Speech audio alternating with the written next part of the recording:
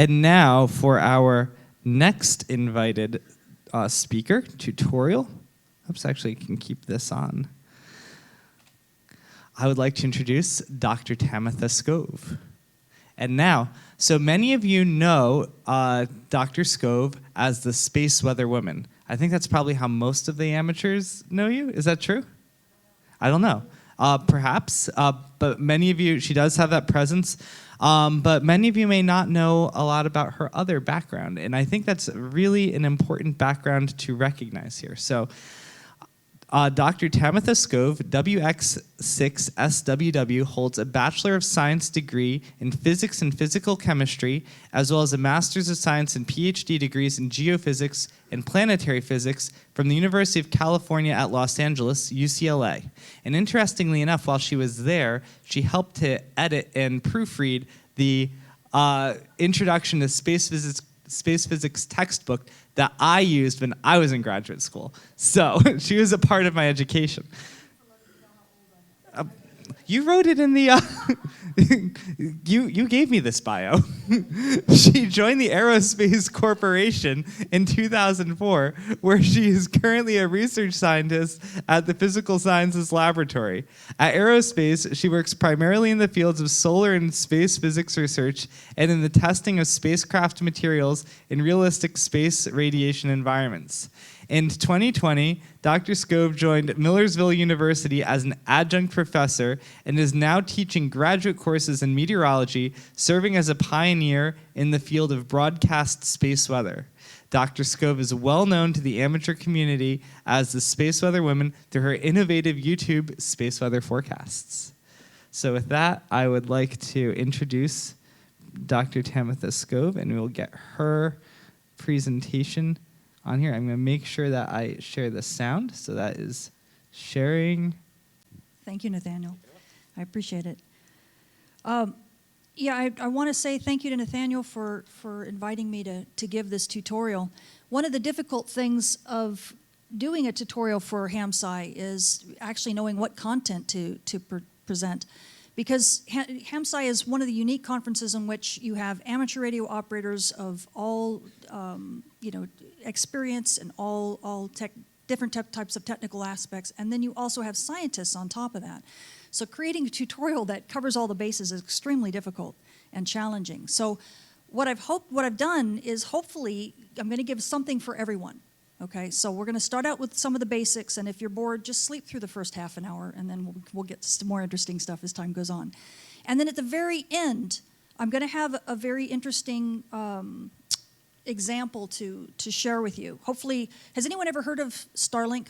Does anybody know what Starlink is? Oh, wow! I'm actually surprised. There's, Elon Musk. He's so obscure, nobody knows who he is. So I'm kind of surprised that you guys actually know that.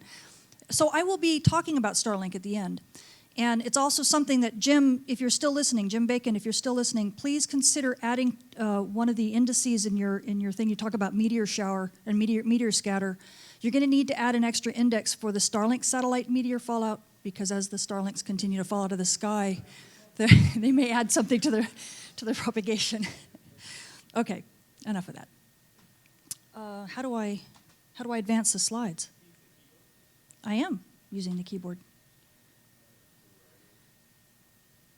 Am I not on the actual slide itself? Let's see. Let me make that active. See if that works. Yes. Okay.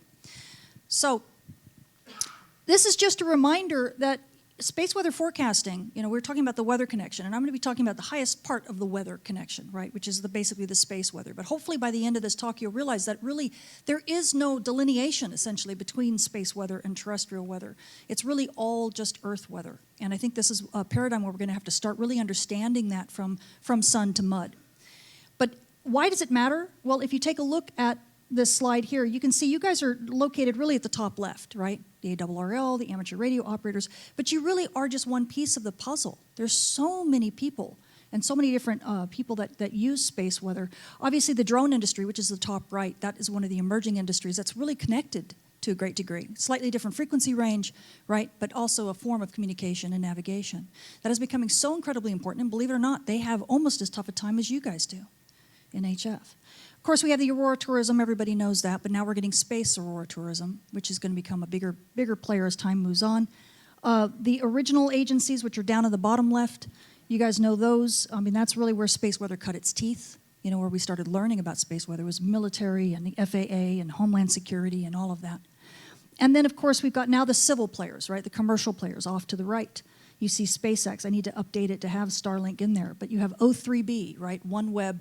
O3b stands for the other 3 billion people who don't have internet, which is the reason why they're launching all these constellations, right? Well, these guys are going to be going in MEO orbits and LEO orbits, and as we're already learning just from the sun ramping up activity just in the last month or two, we're already seeing Starlink having trouble, right? So space weather matters, and it's mattering in a way that really nobody other than the military and these government agencies used to know and care about. But now everybody's caring about it. Pretty soon, everybody's going to understand space weather as well as you all do, who I consider on the front lines of space weather. Okay, so just keep that in mind. So the way that we're having to start looking at space weather is far more of a sun to mud paradigm than we've ever looked at it. When you are schooled in the sciences and even in the physical sciences, everything seems to be pretty compartmented. If you're a physicist, you have very specific disciplines, and one discipline of physics doesn't necessarily talk to another discipline, right? I mean, that's been the traditional way that we teach sciences. But when it comes down to space weather, and really weather in general, Earth weather, we're learning, as we have all these new people coming online, as we have all this technology that's growing, we can no longer afford to be that compartmented and that isolated in our disciplines, especially when it comes to space weather. There is no better example because, for instance, this was my box. That's the box I grew up in, okay? That's where I cut my teeth in my graduate career. And that's just one discipline. That doesn't get me to mud. That gets me from sun to almost Earth. When I went to aerospace, the magnetospheric physics was where I jumped into. And I had to learn a whole new vernacular. I had to learn a whole new concept of what happens to space weather once you jump inside the magnetospheric system. Okay? It's a totally different world. I oftentimes tell my students that the solar interplanetary stuff and the sun, that's chef one. There's 2 chefs in the kitchen.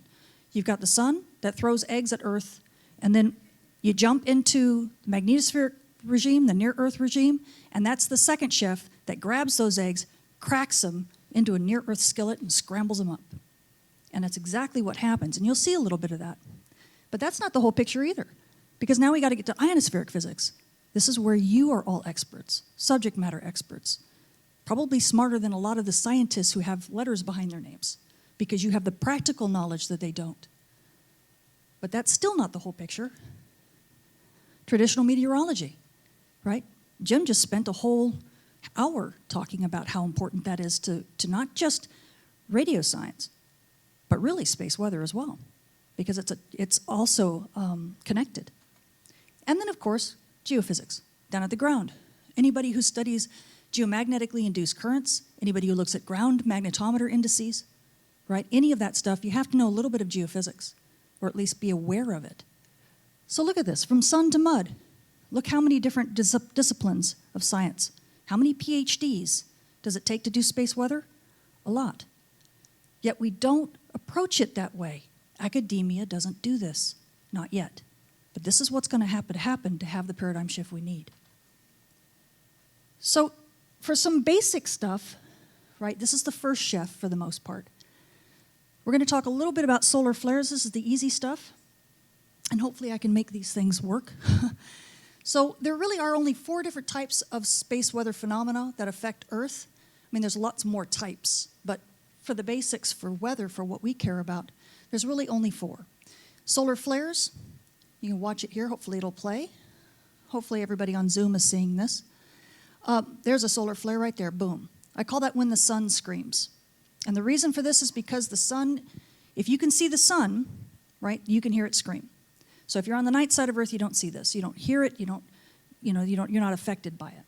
But it's basically just electromagnetic light of all wavelengths, right? So you can get radio bursts, you can get X-rays, you can get gamma rays, but no matter, no mass. So everything travels at the speed of light.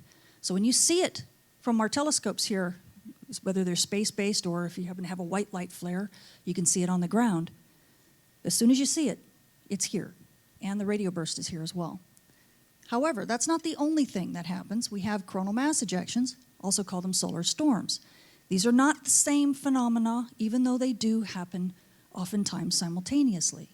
People conflate the two in the media. They conflate the two pretty much everywhere. That's the problem with space weather, is that you oftentimes have all this stuff happening at once, so everybody just calls everything solar flare. Bad idea.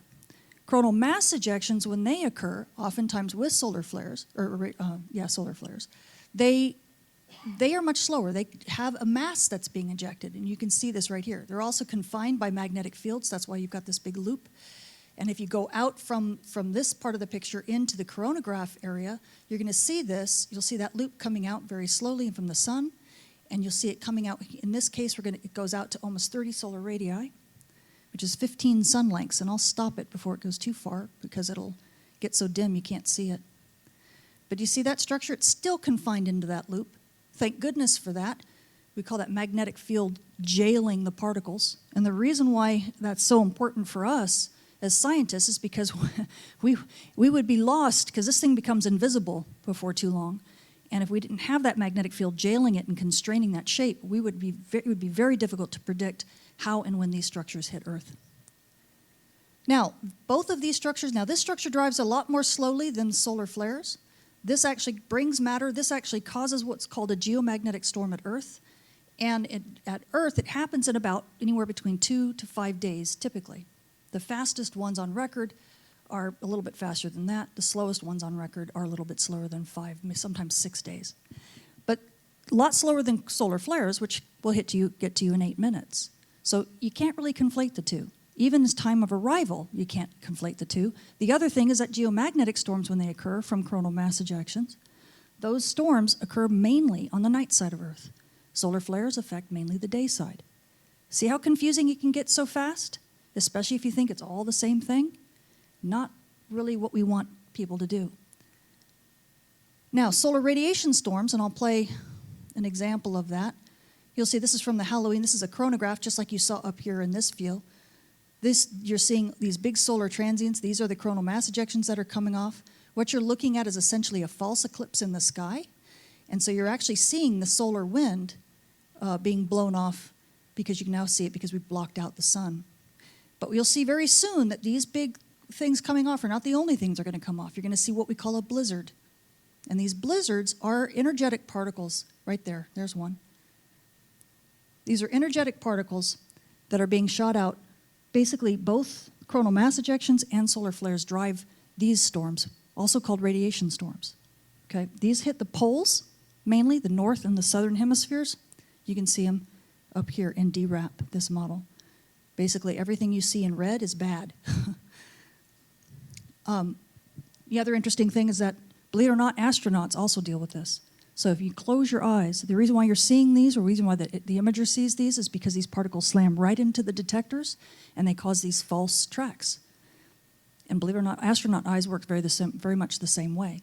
So could you imagine being an astronaut, having to dive under the bulkheads, closing your eyes, and seeing fireworks in your eyes, even though your eyes are closed? It gives you appreciation for being an astronaut, doesn't it?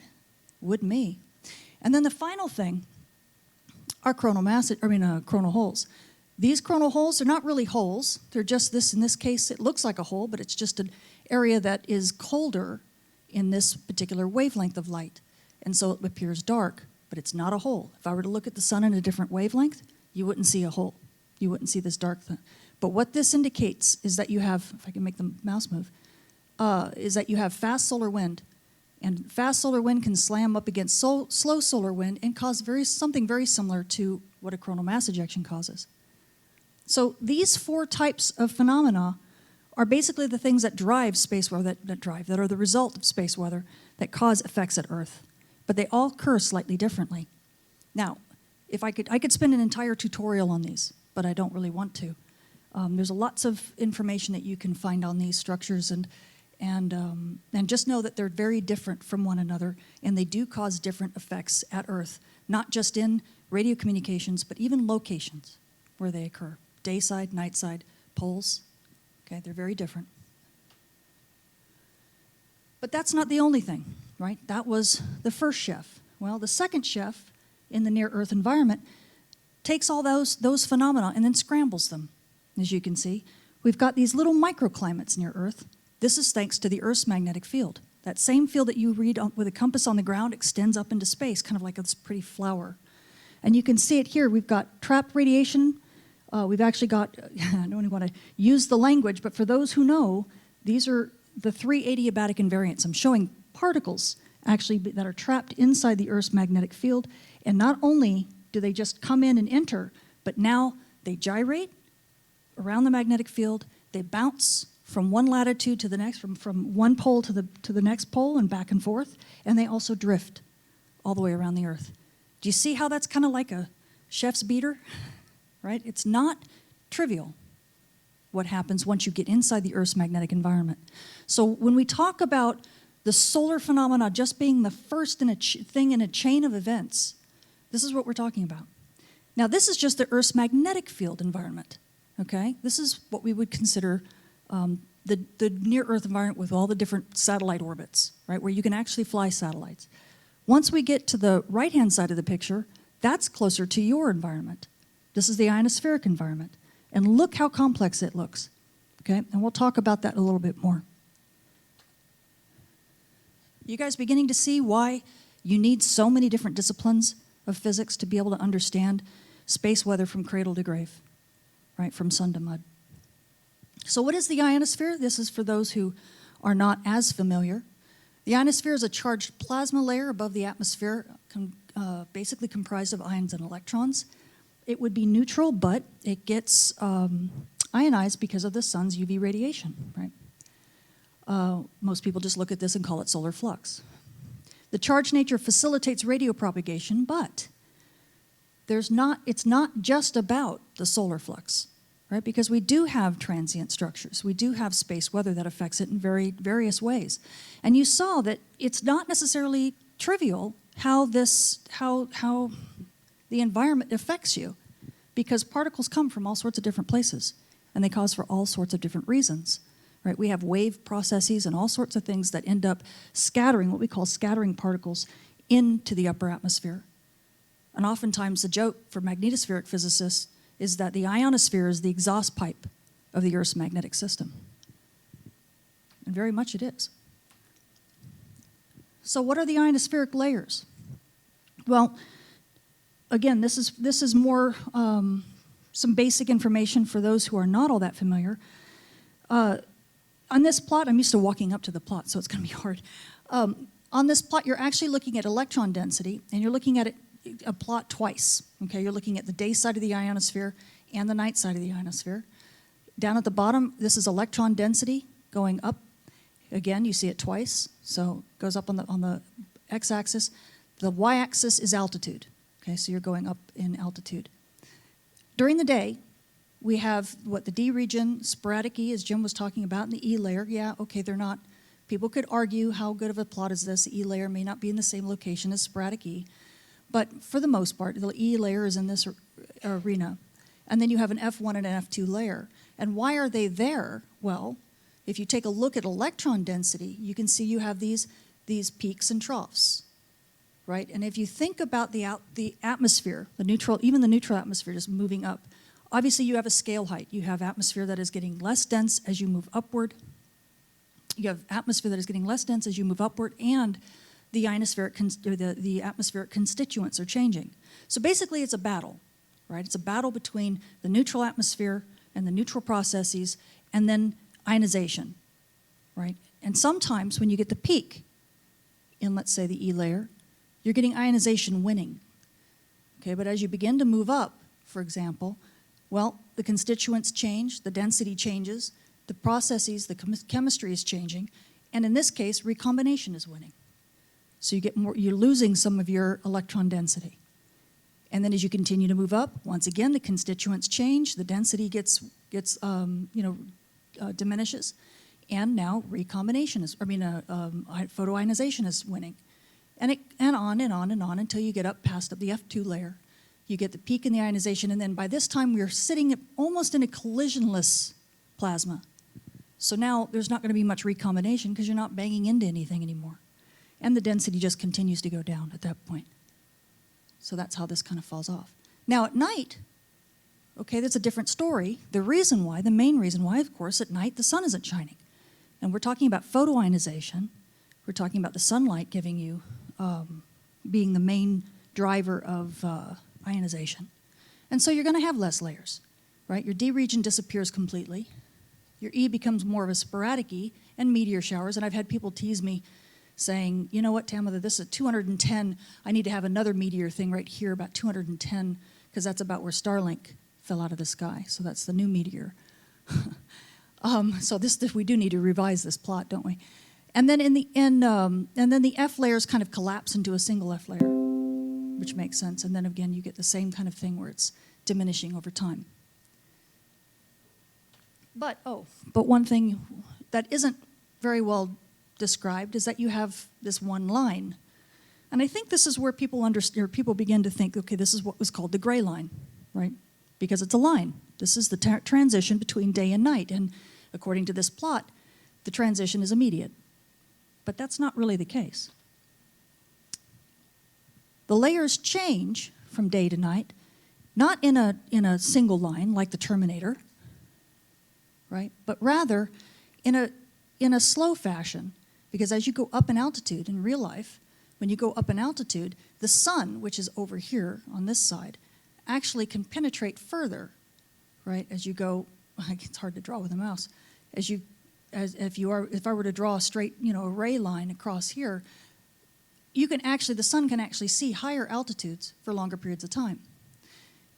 So it's a similar kind of thing as that you're sitting, you're standing on the surface of the planet, and you're in shadow. The sun for you is already set, but you look up in the sky, and you can see a plane flying by, and the plane is still lit, right? You're like, hey, they still have the sun. How come we don't have the sun, right? It's because we're on the surface of the planet. But as you move higher in altitude, those layers, the sun sets later. So in actuality, what is a gray line on the surface is actually a gray region when you think of the whole of the ionosphere, right? The higher layers actually transition later. And that has implications when it comes to radio propagation. So really, instead of having a day ionosphere and a nighttime ionosphere, you have three. You have three different regions. Because the gray region, right, it's either sundown or sun up, the gray region it's a region. I wish we'd get rid of the whole concept of gray line, because it really is it's misleading for young hams, for example, because you really can play in the gray region in a different way. So in this case, we're talking about increasing skip frequency, but this is a nice plot because it actually talks really and shows one of the few plots I've ever seen where it actually shows the gray region as a region, right? And it kind of shows in a cartoony kind of way what's really happening. Realize that as you have essentially the F layer, I mean, it's in the daytime, it's oversimplified, granted, but you have the F layer kind of dropping down and the E layer almost disappearing. But notice that transition in the gray region, it really is a transition. It's not just, it's not just a sharp, discontinuous thing. It's on a boundary. And of course, in the daytime, you can get anything from 60 to 160 meters being absorbed by the D region, whereas at nighttime, especially even in the gray region, you start being able to use it. Especially if you're still in sunlight, for example. Let's say solar flux isn't all that great, but you're in sunlight. But if you're going to be shooting into and trying to communicate to someone who's on the night side, you actually can start in the gray line, in the gray region, because things are transitioning as, even as you speak. And of course, at nighttime, the longer bands propagate better. But even that isn't the real story. Because when we start adding things like terrestrial weather, you have issues with the way the layers themselves look. So anytime I see books of these layers, they always show them as like these really smooth things, when in actuality, they really aren't. They're undulating both spatially and temporally, right? Jim showed that quite dramatically with the E region just in the last talk. And we have to think about this kind of thing, because when we start talking about effects on propagation, not only we're dealing with things from underneath, like the atmospheric heating instabilities, like plasma bubbles that come up from temperature inversions and things like that. But we also have waves in neutral regions, we have winds, we have currents in charged regions, we have all sorts of different things that are going on both temporally and spatially on different scales. And these will cause things like signal scintillation. And for those who don't know what signal scintillation is, well, I've described it many times in terms of twinkle, twinkle, little star, right? You've taken a look at the city lights or the night sky at night, and you see how beautiful the stars twinkle. And that's beautiful, it's a wonderful thing, but the last thing you want is your ham radio signal to be doing that. But that's exactly what it is, it's scintillation. So if you think of Twinkle, Twinkle, Little Star, and sing that song, you'll always understand every time your ham radio signal fades, you get some type of loss of lock and all that other type of stuff, even when you deal with satellites, when they, like GPS signals, for example, they will also scintillate, typically under aurora. But they have the same types of problems that we do with, as we do with ham radio propagation. So taking a look again at that complex ionospheric weather ballet, there are all sorts of processes that occur, right? We have coupling to the neutral atmosphere, which I kind of showed a little bit and that Jim talked about quite a bit, and that can drive many microprocesses. We have gravity waves, as he talked about, scintillation I just mentioned, plasma bubbles, winds, turbulence, and a lot of these things are very hard to characterize, right? We don't have a lot of, we don't have enough ionosons, we don't have enough measurements, we don't have enough, we don't have the temporal or spatial or the cadence necessary to be able to understand these things in real time. And of course, terrestrial weather effects really complicate interactions, especially if you have very chaotic weather, and even the weather people can't get it right. Now, of course, that's from below, but coupling to the magnetosphere above, we have things like the particle precipitations that we talked about, and wave processes. And along with variations in sunlight, the diurnal variations, these can cause many different changes. And so there's just really a complex ballet. It's almost like an Oreo cookie. You've got space weather processes from above, you've got terrestrial weather processes from below, and those are the two chocolate cookies that cover this cream filling, and the ionosphere is the cream filling. And it's just not trivial. Oh, and I guess I should say for those who are young hams, you know, we have a lot of models that try to give us predictions, but really, until they improve, until they're able to tackle just the monumental challenges that we have here, pretty much the whisper and reverse beacon network activity, those always remain probably the most reliable sources of real-time ionospheric propagation conditions. So rely on those and just look and see what contacts people are making. Now, space weather has a lot of interference, a lot of different sounds that you'll hear. And I thought I'd share a few of them. This is like showing a radio burst.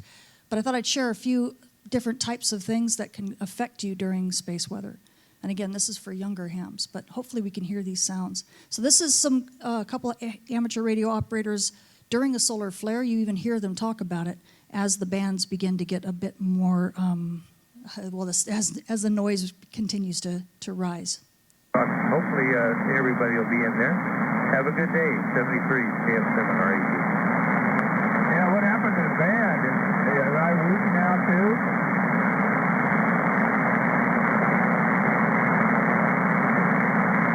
Got a solar flare or something.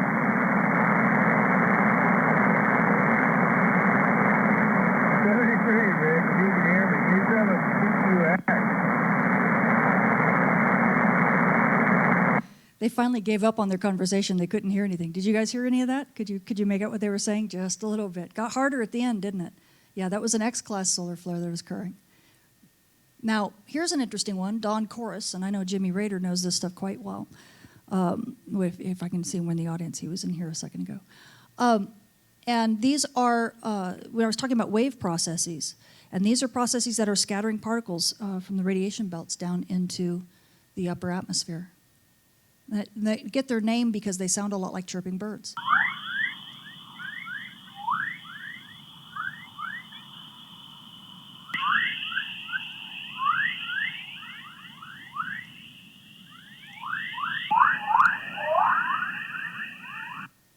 Now, spherics and tweaks, you guys know lightning, right? Everybody knows lightning.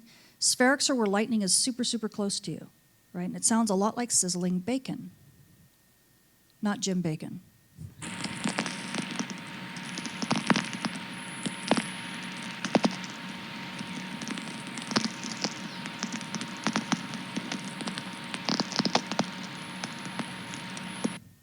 Tweaks are very similar, but this is from lightning that's slightly further away.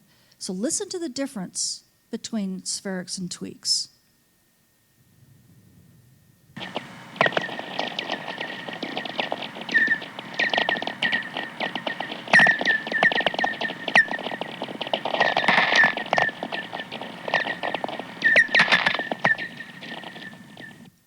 And now outside thinking that it sounds a lot like a Star Wars ray gun, the tweaks, do you notice the tweaks start having a little bit of a tone to them?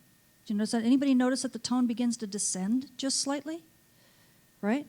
What you're beginning to hear is a dispersion, because the way lightning works, the way the wave processes occur, what ends up happening is that you end up getting, it's almost like having a motorcycle and a semi-truck at a starting gate, and they both go at the same time, you know, the gun fires or whatever, and they start. Because the motorcycle is so much faster off the line, even if they get to the same top speed, the motorcycle will be ahead, right? And that's kind of the same idea here, is that what's happening is that the higher frequencies have a faster speed, and so they begin to separate in time. If the race is long enough, they can actually pull way ahead of the lower frequencies. The lower frequencies are like the semi-trucks. So you begin to get a tone, and if the higher frequencies hit you first, and then the lower frequencies hit you, that tone goes down, right? So think of that when I talk about whistlers, because whistlers are also created by lightning. But just imagine how far away whistlers must be from you. How long is that race if you hear something like this?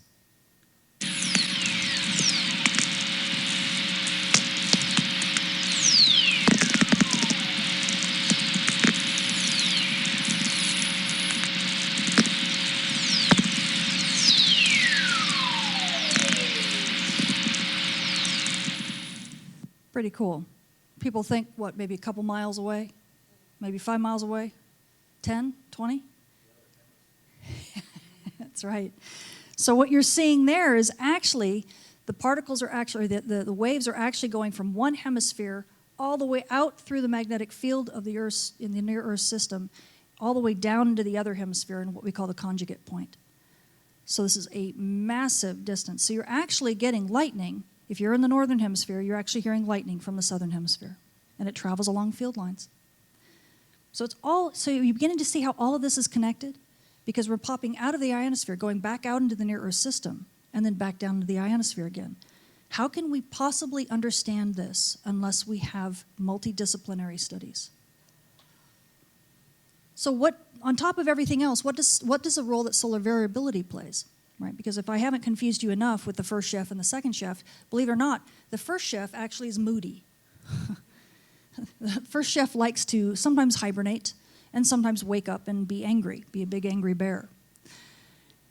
And this happens on about an 11-year time scale, well, give or take a little bit. And as you can see it in terms of sunspot numbers, you can actually see it, especially here. The blue line is when you actually start having real sunspot observations. All of this stuff here is actually done through ice cores and other proxies. But as you see, the line goes up and down and up and down and up and down. That's about every 11 years. And as you can see, there's actually modulation. This is the average, this line here. It's showing the average cycle size in terms of sunspot number. You can see sunspot number here on the right. So you actually have an 11-year cycle, but it's a modulated 11-year cycle. And every time the sunspot numbers go up high, that is solar maximum. Every time the sunspots disappear, that's a solar minimum. In the case of the Maunder minimum, this is when the sun fell asleep and decided it did not want to get out of bed for about 70 years. The rest of the time, it's been pretty reasonably well-behaved. But these sunspot numbers, they're actually used as a proxy for this solar activity. You can see it maps it, or tracks it quite well. The sun's magnetic field is constantly reversing its orientation, and that's part of what this cycle is that we're going to be talking about in a minute. The activity, as you can see, increases. It's basically active for about 7 years, and then it gets really quiet for about 3 on average, unless, of course, it's in the Maunder or some other type of minimum.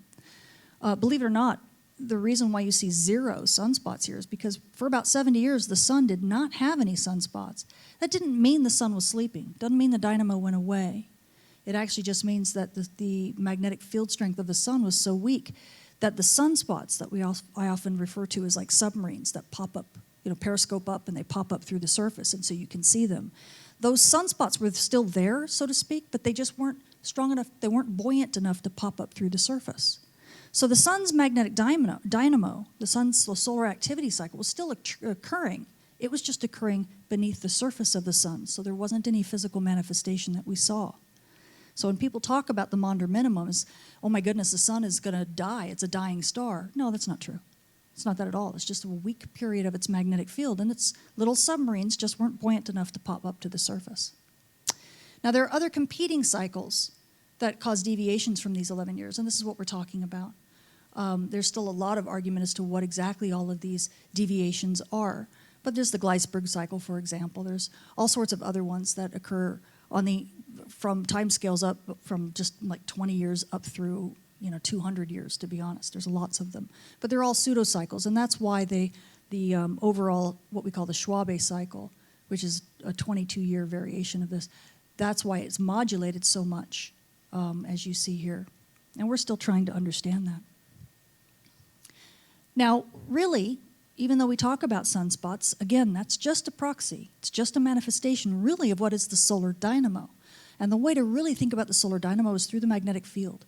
Once again, just like Earth, everything is dominated by the magnetic field. Well, same thing with the sun. And it's an example of the sun's magnetic field here. You can see during solar minimum, it's actually quite quiescent, very pretty, right? You got nice closed field lines here, and the polar field are open. But during solar maximum, oh my goodness, not only is the field stronger, but it looks like a bowl of spaghetti, right? Now that magnetic dynamo is the one that is the primary driver of space weather, and really the solar flux, changes in solar flux, changes, these transients that come off the sun, solar flares, radiation storms. All of that is just a manifestation of the solar dynamo. So what happens? Well, at solar minimum, and I'm going to play this, you see that magnetic field there. So what I've done is I've put the sun, you've got very few sunspots, if any at all. You've got a magnetic field here, and then you've got a bit of a chronograph observations on the outside, and you can see how quiescent it is. During solar minimum, the effects are from solar transients are pretty small. You can see there really isn't much coming out. There are very few to no solar flares or coronal mass ejections, and we basically are just dealing with quiet solar wind. We do have geomagnetic storms, but they're typically weak and they're less frequent. So when it comes down to it, with such a well-behaved star, a sleeping star, diurnal variations play the biggest role. Really, what's the difference between day and nighttime? Let's contrast that with solar maximum. And again, you can see the sun here. Look how much more complicated the magnetic field looks. And once again, when I pull out and you see the actual atmosphere of our star, which is being shown in the coronagraphs, look how active it is. So during solar maximum, you can see there are a large component from transient events. You can even see radiation storms being blasted out like that. Solar flares, of course, have the fast impacts. Remember, we talked about 8 minutes.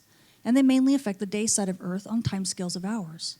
Right? They cause the radio blackouts. Now, coronal mass ejections, these are solar storms. They're much slower, right? We talk days instead of hours. And they cause the big geomagnetic storms, which affects both the day side and the night side, but the effects are most pronounced on the night side, on the time scale of days. The nice thing is that you can get auroral propagation, but the bad thing is that oftentimes the bands are very disturbed, and oftentimes it's very chaotic, and you don't know whether or not you're going to get any propagation at all. And it's especially pronounced near dawn and dusk and near aurora. Okay. Now, hopefully that gives you an idea of, at least a little bit of an idea of how complicated the system is when we talk about space weather and we talk about it from sun to mud. And this is going to be the part of the talk where I'm hoping everyone will begin to see how important not just ham radio is, but how important it is to be a citizen scientist and an amateur, and how important space weather, what a role space weather is now playing in our technologically advanced world. As we talked about, Starlink was lost on February 3rd. They lost 40 of 49 satellites, which was, I guess, estimated to be about $50 million loss. And I'm sure everybody, how did anybody miss knowing about SpaceX? I was stunned. I was actually trying to find the original SpaceX press release about a day or two after the whole debacle happened, and I couldn't find it because there was literally hundreds of articles from all different news agencies all over the world about the loss of this. In fact, Mike Hapgood, and Jim Spann did multiple interviews, but Mike Hapgood did an editorial in Space Weather just recently about Starlink, showing that the academic community actually woke up, because usually academia doesn't really care all that much about the applied side of things. But in this case, it actually prompted them to write some things. And why this was such an interesting event was because no one expected it to happen. I mean, this isn't the first time Starlink has launched satellites into essentially a 210-kilometer orbit, in case people happen to know the details. What Starlink does is they typically launch their satellites into a very low orbit. It's not even stable for an orbit, really. 210 kilometers is about where rocket sounding occurs. You don't really have a stable orbit. But then they managed to inflate those orbits up to their nominal orbit of 450 to 550 kilometers. But what they do is they launch them for the checkout at those low orbits so they can deorbit quickly if there's a problem and not add to the space junk. And that's normally okay. But our sun just started waking up in January.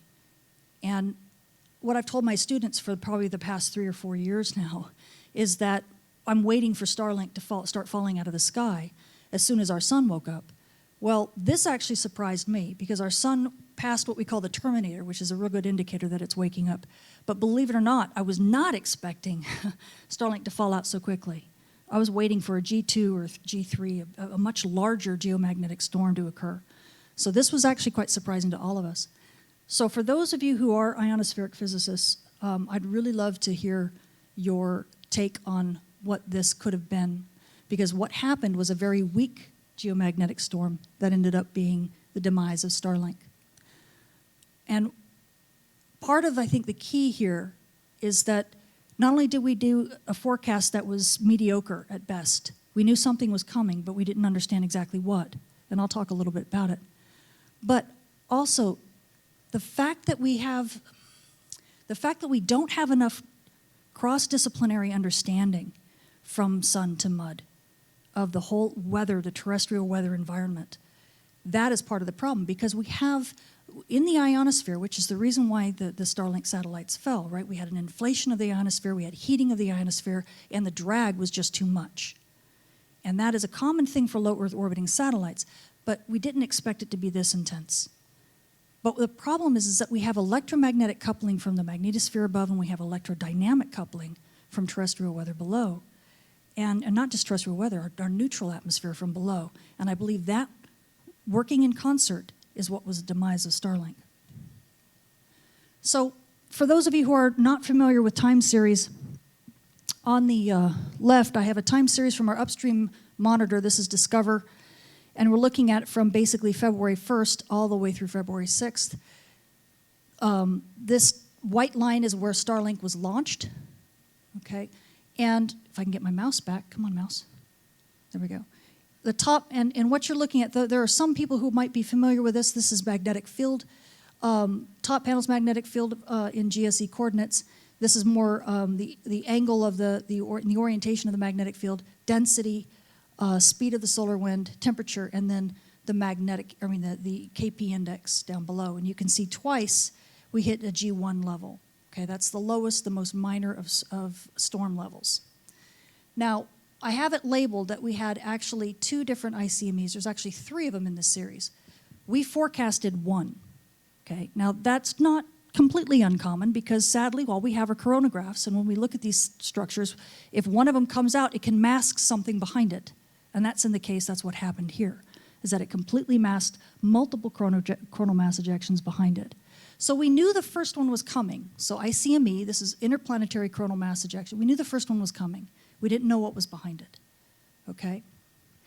So what ended up happening is just a minor storm. But we'll talk about, was it really a minor storm? The reason why I'm wondering whether it was a minor storm or not, in actuality, that maybe the indices were lying, was because of the coupling between what happened in the atmosphere between this storm and this one, okay? We had a convection pattern that's flipped. It was almost like a light switch that flipped the other way, and I'll talk about that in a sec. And this resulted in something that we call the flywheel effect, and it involves energy storage in the neutral vortex, in the neutral atmosphere, coupling between the ionosphere, coupling between the magnetosphere, the ionosphere, and down into the neutral atmosphere. Let me talk about, let's see if I can, okay. So if we take a look at what was going on with the first ICME, how did it couple into the magnetic system, the near-Earth system, down into the ionosphere? When we have this structure, what ends up happening, this is a picture of the Earth, and it's basically the Earth's magnetic system. And a very simplified version of it, you've got solar wind coming in this way from this coronal mass ejection. And here's the magnetic field. This was mainly a northward pointing magnetic field. Okay? See, mainly northward field. Notice you can actually see it. Anything, the red line, anything above 0 is north. And what that means is that when we actually get reconnection, we get reconnection with a field line that's actually in what we call the magnetic tail of the Earth's magnetic system.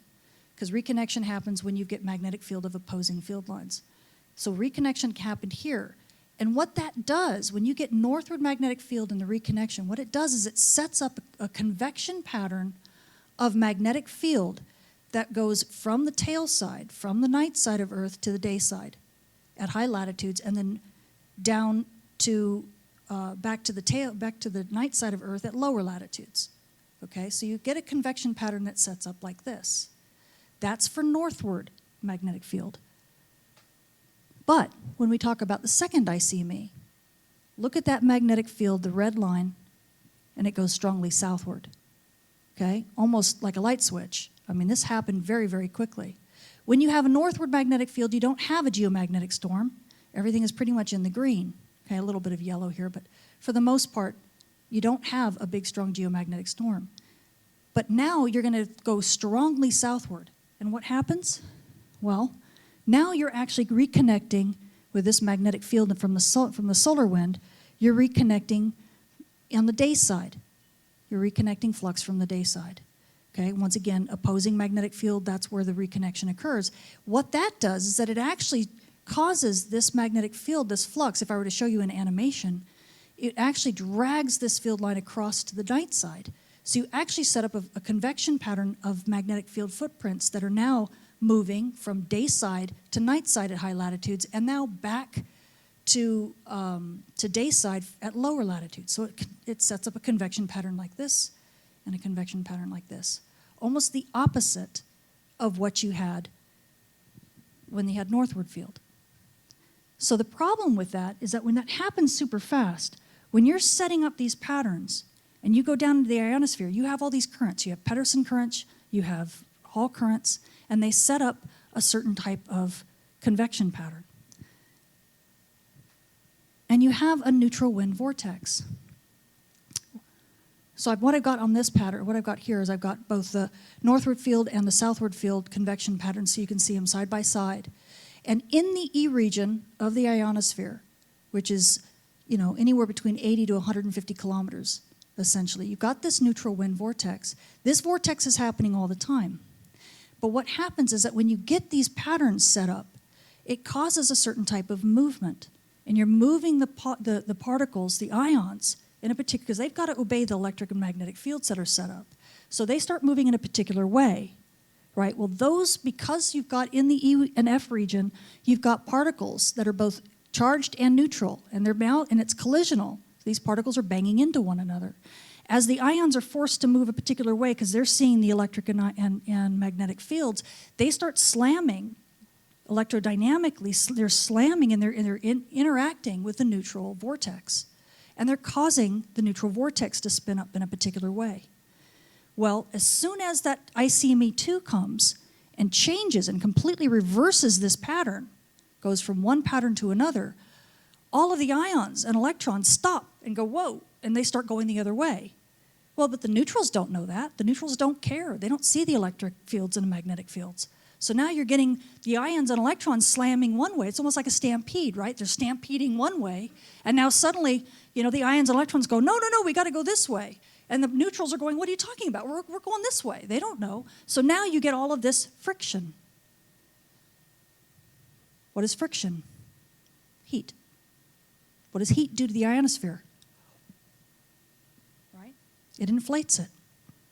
Far more than if it were just a simple geomagnetic storm. Now, the interesting thing, anecdotally, is that we had aurora photographers. One of them in particular is in the audience. We had aurora photographers looking at the aurora when we had this signature in ICME2. They know what kind of aurora they're supposed to see when they see a field signature like that. And they were telling me, the aurora looks weird. Doesn't look strong, looks diffuse. Something's wrong. This isn't normal. They said we should be getting much stronger aurora, much better than we had. But they didn't. In fact, even the KP indice didn't go up to a G2 or a G3 that we thought we'd get. It only stayed at a G1. And the reason we think this is happening is because you're having to spin down these neutrals. The energy was going into heating the neutrals, into actually slowing them down, spinning them down, and then trying to reverse that convection pattern before spinning them back up. And until you're able to do that, until you're able to spin that down and change it, you're going to end up heating the ionosphere and not having the kind of response that you would expect from a southward magnetic field, because the convection pattern can't build up. Sadly, Starlink launched right after that storm. Now, here's the interesting thing. Even though DST was less than 100, minus 100, greater than minus 100 for ICME2 and ICME3, this kind of thing happens all the time. Okay? We have ICMEs that will come one after the other and oftentimes will be reversed. In fact, just like this past week, I think it was not even a week ago, we had yet another storm that did something very similar. Inside the storm itself, it flipped like a light switch from one to the other. And once again, we saw this very blobby, very strangely diffuse aurora.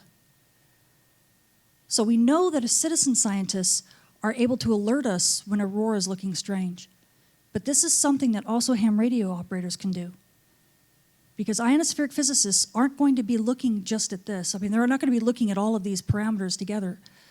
But amateur radio operators might. Because you guys are far more interested in the effects of space weather from sun to mud. So hopefully this is an example of a way of getting you to think a little bit more from cradle to grave when it comes to space weather.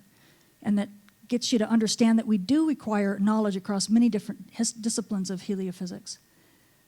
For review, we have 4 basic types of space weather that affect Earth. And you know that different layers of the ionosphere are sensitive to the solar input and of course, transient phenomena in different ways. Diurnal variations of the ionosphere result in a dayside region, a nightside region, but also a gray region, not a gray line, but more of a region. And electromagnetic coupling from the magnetosphere above, and electrodynamic coupling from the terrestrial regime below can really complicate the ionospheric dynamics. Solar activity complicates it further. And I believe the Starlink loss during what we would consider a weak geomagnetic storm highlights this. And is an example of the type of weather we're going to be seeing a lot more often, especially as our technology increases, as we have many more low Earth constellations, right? And the ionosphere becomes a dominant player in space weather, not just from a radio communications aspect, but also in terms of health and safety of satellites. And I think you guys have a big role to play in helping us understand how the ionosphere affects us all. So it demonstrates the importance of this weather connection, which is really the theme of this whole HamSCI. And that's it. Thanks.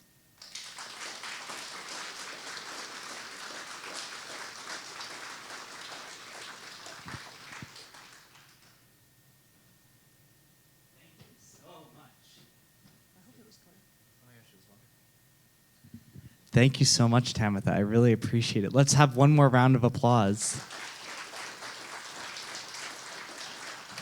Yes, we have some questions. Oh, look at that. We've got questions. So I'll have the students. They have microphones. They'll run around. So it looks like Kung is getting to Bob, and Veronica can go on. Keep your hand up if you have a question, and the student will come with a microphone to you. Tabitha, thank you. It was wonderful. So a question first, and then one comment. The ISS, of course, is above the orbital insertion height for the Starlink, but did we see drag on the ISS that was commensurate, even though it was higher? I don't know if it was commensurate, but yes, we did. And the ISS is, they're known. They do many station maneuvers to boost their altitude all the time, because they're very familiar with this kind of thing. But at that height, it's that's actually almost a stable location for spacecraft. But that's about as low as you'd want. The biggest thing with the ISS though is because it's so massive. Yeah. Right. The amount of drag that you end up seeing, it's not such like a one-to-one kind of thing, because when you think of the Starlink satellites, for example, I often talk about them as being like little tiny army men with this big massive parachute. You remember the plastic army men? These things have like no inertia, and you throw them up and the drag chute just kind of makes them go like this. I look at the Starlink satellites that way. They're like these big albatross wings with these big, solar panels. And the drag on them is it's astronomical. Yeah. Even though the big solar panels are on the ISS, I guess its ballistic coefficient is much bigger. Let me make one comment. Tabitha talked about a role we want to play. I want to point out a comparable situation that has existed for 100 years in astronomy. Astronomy instruments are extremely expensive. The big ones that are done by scientists, they cost millions and millions of dollars. And so for over 100 years, amateur astronomers have filled in the massive observational hole in what they can do with these massive telescopes by using their smaller telescopes and gathering data. And this is now a regular occurrence in astronomy, and the American Association of Variable Star Observers is the concentration point in amateur astronomy to aid scientists who get a few hours a year on one of these massive instruments. HamSCI can and should play a similar role to this for ionospheric scientists. There are only a handful of science ionosondes. There's only one SuperDARN, even though it has 4 or 5 locations. There's a lot we can do, and I'm glad to see HamSCI is kind of really getting into it. And let me add on top of that it's not, HamSCI is not just for radio propagation anymore, right? Because Starlink, I think, is showing that there's going to, and Elon may be the first, but he's not the last. There's going to be a lot more of this, and we really do need to understand the ionospheric connection a lot more than we ever have. It's become even more paramount than ever before.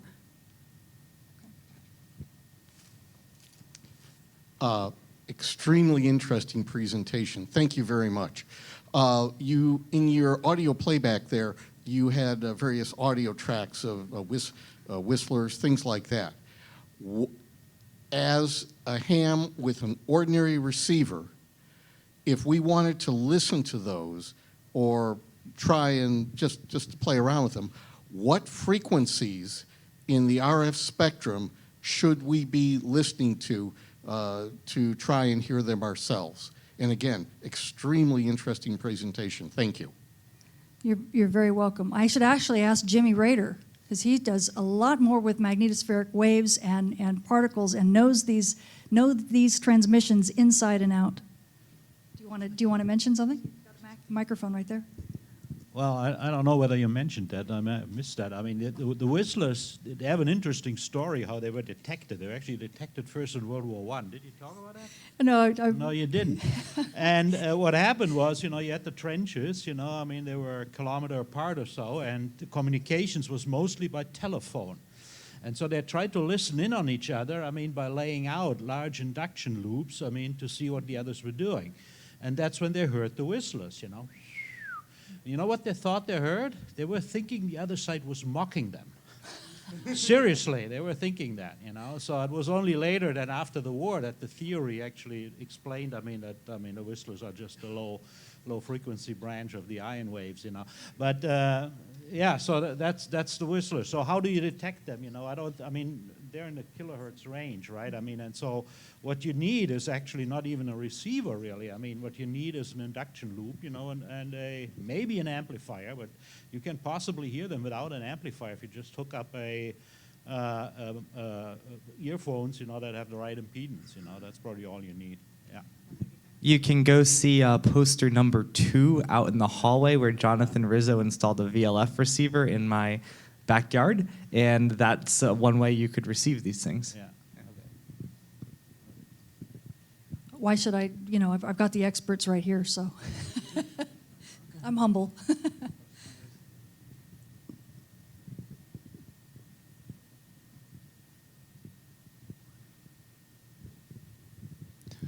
I was wondering, you doing the post-mortem on the geomagnetic storm. Was super darn data used to figure out what had happened there? Because it's ideal, it looks at the polar cap like that and shows the convection. Analysis is still underway. I don't think anyone has come to any conclusions as of yet. There's lots of theories being postulated, but I haven't seen anybody publish any papers on it yet. Okay, because I know super darn looks at the polar cap and looks at the convection there, and I'm sure it's in the data. Yeah, and we absolutely need to be doing that. Very good. One more, Dennis. Yeah. So I did my PhD research in VLF. And they were actually heard first when the telephone was originally invented. Well, actually before that, with the telegraph. And it messed with the telegraph when it was first created because they couldn't use the damn telegraph. And it was in England. But Jimmy's right. All you got to have actually is an amplifier, any old audio amplifier, wideband amplifier. But you got to work at low frequencies, and just like they're showing you here, if you look online at Inspire, one word, it's been overused. But if you look at Inspire and VLF, you'll find that there's a receiver kit that you can get online. I can bring it later today if you want to see an Inspire kit. I can get into my office and bring it here. The kind of stuff that she showed, which is a wonderful presentation. I love it. And there's all sorts of things you can listen to. And I can talk to you more about it later.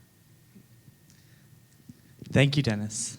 Once again, let's thank Dr. Tamitha Skov for a wonderful, wonderful talk. Thank you, Tamitha. And we will send you a framed copy of your certificate in the mail to go along with your mug. We can send you that too. Yeah. We have all sorts of variations of these floating around. Thank you.